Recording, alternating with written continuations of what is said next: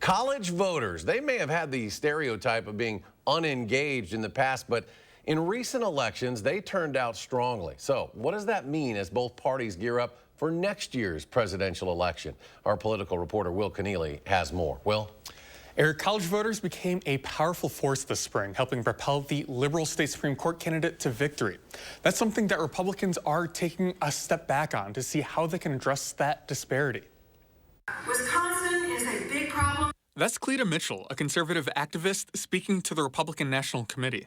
We don't have anything like that, and we need to figure out how to do that and how to combat that. That raised concerns among some, fearing conservative efforts of voter suppression on college campuses. Those tasked with driving up conservative turnout among young people aren't conceding winning the argument on principle, though. Historically, unfortunately, a lot of Republicans have kind of ignored college students.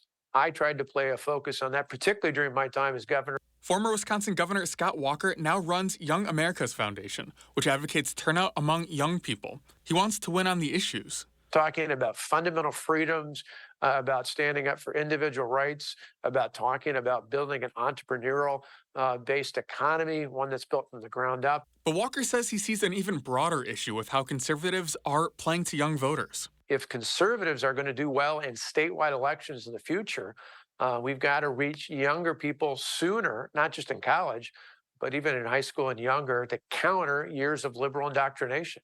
The UW-Madison branch of Walker's organization has been known for bringing conservative speakers, often controversial, to campus. There's very clearly a bias towards a radical liberal point of view. And so the work I'm doing at Young America's Foundation and other groups like us is so important because we're trying to offer a counter.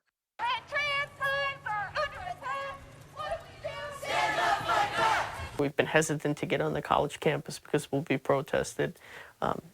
Wherever there are votes, there needs to be a presence of both sides. And I think in such a blue area, Republicans need to start fighting in every battleground. Brandon Malley, who leads the Dane County Republican Party, says it's about meeting the students where they are. If the Republican Party of Dane County, for example, is able to provide these groups on campus with like a social media budget, for example, you're talking about growing your reach and growing your army.